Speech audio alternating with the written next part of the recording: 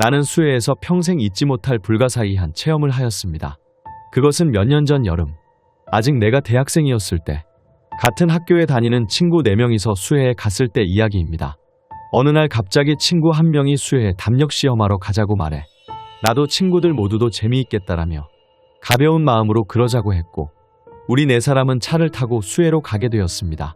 수해에 도착했을 즈음 주위는 완전 어두워져서 수해에 들어가는 것을 망설였지만 모처럼 온 것이라 우리들은 차를 도로변에 세우고 가져온 손전등을 들고 수해 안으로 들어가기로 했습니다. 들어가 보니 깜짝 놀랐습니다. 숲속은 생각보다 울퉁불퉁하였고 좀처럼 앞으로 나아갈 수 없었습니다. 40m 정도 들어갔다 싶은 곳에서 포기했습니다. 친구도 돌아가자고 말하고 모두가 돌아갈까라고 말을 했을 때 갑자기 어딘가로부터 스님의 불경 읽는 소리가 들려왔습니다.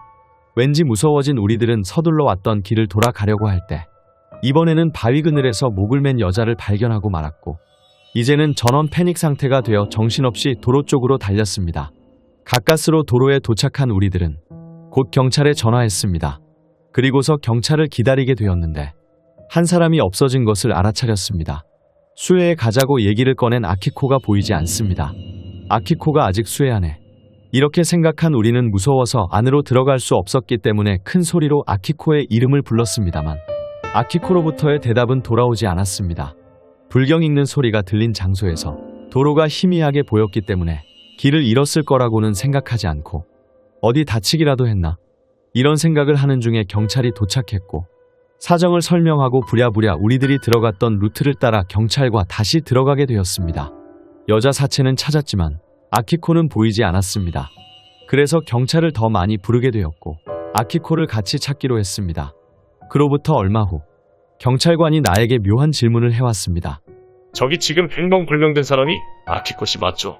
그렇게 질문받은 나는 그렇습니다 라고 대답하자 경찰관이 나에게 어떤 면허증을 보여주었습니다. 그것은 틀림없이 아키코의 면허증이었습니다. 아키코를 찾았다. 그렇게 생각한 순간 경찰관이 믿을 수 없는 말을 하였습니다. 이 면허증 너네들이 발견한 목면 여자거야? 거짓말. 나는 믿을 수 없었기 때문에 죽은 여자를 친구들과 봐보기로 했습니다. 그랬더니 아키코였습니다. 우리들은 멍해졌고 잠시 말이 없는 시간이 흘렀습니다. 우리들은 경찰에게 아키코는 같은 학교의 학생이라고 말했지만 믿어주지 않았고 결국 거짓말이라 치부되고 훈계까지 듣고는 집으로 돌려보내졌습니다. 사는 곳으로 돌아온 우리들은 얼른 학교에서 찍은 사진을 봐보기로 했습니다. 그랬더니 어느 사진에도 아키코의 모습은 없었습니다. 항상 함께 있었는데 수첩을 봐도 빈칸이고 다른 친구들에게 물어봐도 아키코를 아는 사람은 없었습니다. 그 기억은 대체 무엇이었을까? 남은 3사람은 망연자실하고 있을 수밖에 없었습니다. 하지만 어떻게도 납득이 가지 않은 우리들은 그로부터 한 달 후 면허증에 기재되어 있던 아키코의 본가에 가보기로 의견을 모았습니다. 아키코의 집에 도착한 우리들은 서둘러 아키코의 집 차인벨을 눌렀습니다. 그러자 아키코의 모친이 나왔고 지금까지의 사정을 얘기하고 집 안으로 들어가게 되었습니다. 이미 아키코의 장례는 치러졌고 제가 돼버린 아키코가 거기에 있었습니다. 그런데 모친께서 하시는 이야기를 듣다 보니 의외의 사실을 알게 되어 우리들은 놀랐습니다. 어릴 적부터 유치원 선생님이 꿈이었던 아키코는 유치원 교사 자격을 취득할 수 있는 우리들이 다니는 학교에 합격하여 그해 봄에 입학하게 되었지만 가정 형편으로 자신의 의지에 반해 진학을 포기하고 할 수 없이 취직을 택한 아키코는 불행히도 회사에서는 상사에게 괴롭힘을 당하고 오랫동안 사귀었던 남자친구에게 돌연 이별을 통보받게 되어 꿈도 의지할 곳도 잃은 아키코는 비참함에 빠져 스스로 목숨을 끊어버린 모양입니다. 그 얘기를 들은 우리들은 어쩌면 친구가 되어 있을지도 모르는 아키코의 위패를 앞에 두고 슬픔에 잠겨 눈물이 멈추지 않았습니다.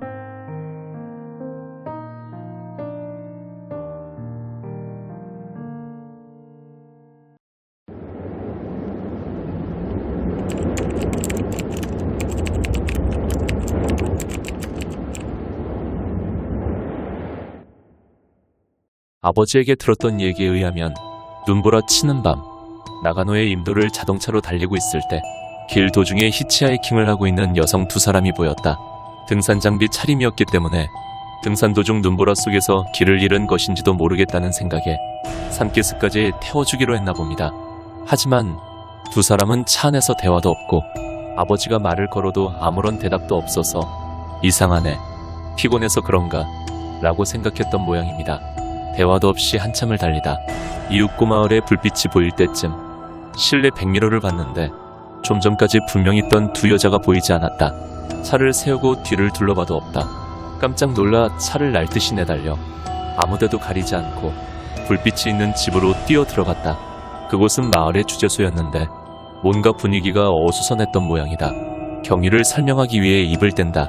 지금 등산객 여성 두 사람을 까지 말하니 어디서 만났는지 어떤 모습이었는지 등 거꾸로 마치 신문하듯 나에게 물었다.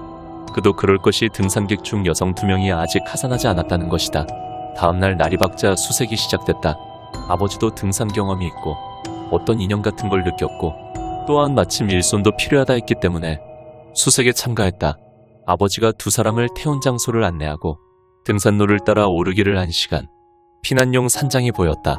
놀랍게도 그곳에는 피난산장에서 겨우 10m 남짓 떨어진 곳에 어제 차에 태웠던 두 여자가 숨져 있었다.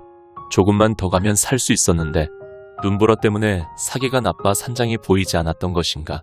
어제의 공포는 사라지고 두 사람은 이 장소를 알리고 싶었던 거였구나 라고 생각하니 애처로움이 북받쳐 마음이 많이 아프셨던 모양입니다.